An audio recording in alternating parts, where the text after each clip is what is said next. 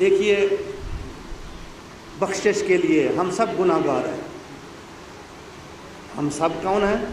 گناہ گار ہیں، غیر معصوم ہیں، معصوم نہیں ہیں۔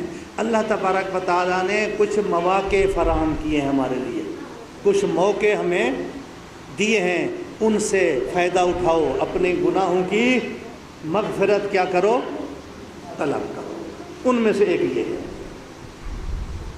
اللہ تبارک و تعالیٰ نے دیکھیے ایک ہے فضیلت، کبھی یہ جو مقابلہ کرتے ہیں جی پیغمبر کا اور حضرت علی علیہ السلام کا کوئی مقابلہ نہیں، حضرت علی کا اور امام حسن اور امام حسین کا کوئی مقابلہ، پہلے پیغمبر فضائل کے اعتبار سے، عظمت کے اعتبار سے، اس کے بعد حضرت علی توجہ فرما رہے ہیں، اس کے بعد ان کی اولاد معصومی، یہ مقابلہ بازی نہیں، لیکن کچھ خصوصیات ایسی ہیں جو اللہ تبارک و تعالیٰ نے امام حسین علیہ السلام کو عطا کی ہیں۔ توجہ فرما رہے ہیں۔ امام سے پوچھا گیا کہ مولا، امام جعفر صادق علیہ السلام سے، کہ اگر آپ میں سے کسی کی کوئی زیارت کرے تو اس کا کیا ثواب ہے؟ فرمایا کمن زار رسول اللہ، ایسے ہے کہ اس نے رسول اللہ کی کیا کی ہے؟ کہا اگر امام حسین علیہ السلام کی زیارت کرے تو فرمایا کمن زار اللہ،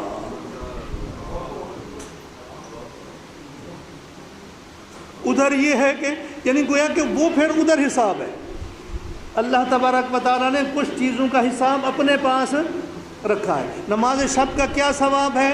اللہ کے پاس ہے، وہ مخفی، قرآن کہتا ہے مخفی ہے، تمہیں ملی۔ توجہ فرما رہے ہیں۔ زیارت امام حسین کا کیا ثواب ہے؟ یہ جو لکھے ہوئے یہ ہے، لیکن اصلی ثواب ادھر ہے، تم نے کس کی زیارت کی ہے؟ اللہ، یعنی یہ خصوصیات دی ہیں۔ توجہ فرما رہے ہیں۔ حضرت امام علی نقی علیہ السلام مریض ہوتے ہیں، کہتے ہیں اپنے ایک صحابی کو کہ دیکھو کسی کو بھیجو جائے میرے جد کی قبر پر جائے اور جا کے میرے لیے دعا کرے، معصوم ہے یہاں۔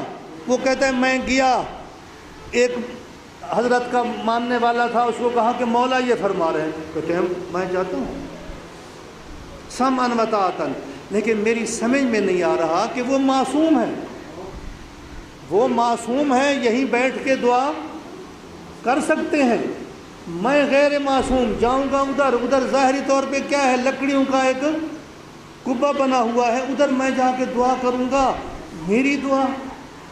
اس نے آ کے یہی بات امام کو بتا دی۔ امام نے فرمایا یہ بتا حجر اسود افضل ہے یا رسول اللہ افضل ہے؟ کہا رسول اللہ افضل ہے۔ کعبہ افضل ہے یا رسول اللہ افضل ہے؟ رسول اللہ افضل ہے۔ تو فرمایا جو افضل ہے اس کو کہا تم جا کے حجر الاسود کا بوسہ دو، افضل رسول اللہ ہے، کہا جا کے اس کا بوسہ دو۔ کیوں؟ مقصد یہ تھا لوگوں کو حجر اسود کی عظمت بتانا تھی۔ کہا میرا رسول افضل تو ہے، جا کے میرے گھر کا طواف کر تاکہ لوگوں کو میرے گھر کی عظمت کا پتہ چلے۔ امام فرماتے ہیں کہ اللہ نے فرمایا ہے کہ آپ معصوم ہو، یہیں سے دعا کر سکتے ہو، لیکن میں نے اجابت دعا، قبولیت دعا کو امام حسین کے قبہ کے نیچے قرار دیا ہے تاکہ عظمت امام حسین معلوم ہو۔ ادھر جاؤ، جا کے دعا کرو، ادھر عظمت ہے۔ شفا کس کی تربت میں ہے؟ امام حسین کی تربت میں ہے۔ لیکن افسوس یہ ہے کہ کچھ یہ گریا کیا ہے، یہ رونا کیا ہے، یہ بابا کس کے لیے تم منع کر رہے ہو؟ بھول گئے ہو تم؟ پیغمبر نے جب دیکھا کہ ساری عورتیں اپنے مرنے والوں کے لیے گریا کر رہی ہیں، میرے چچا حمزہ کے لیے تو کوئی گریا کرنے والا بھی نہیں ہے۔ جب ان کے مرد جاتے ہیں تو فرماتے ہیں کہ میرے چچا پر کوئی افسوس کہ میرے چچا پر بھی کوئی گریا کرنے والا ہوتا۔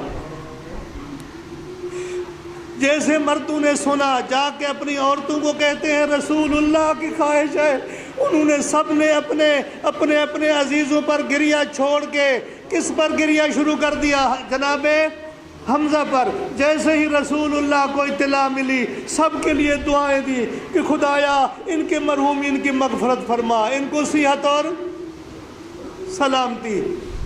کس کے لیے کہا؟ جناب حمزہ کو کفن نہیں ملا تھا؟ کفن بھی ملا، دفن بھی ہو گئے۔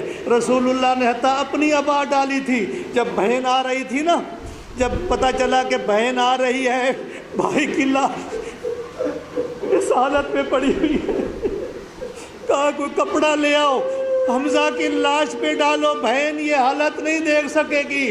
کپڑا لانے میں دیر ہوئی تو رسول نے اپنی عبا ڈال دی تاکہ بہن یہ حالت نہ دیکھے۔ لیکن عزادارو کربلا میں کوئی تھا؟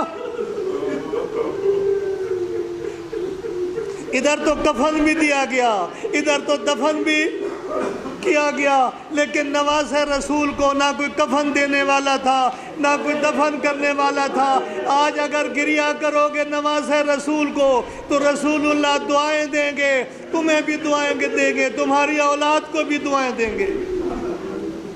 الا لعنت اللہ علی القوم الظالمین سیعلم الذین ظلموا ای منقلب ینقلبون۔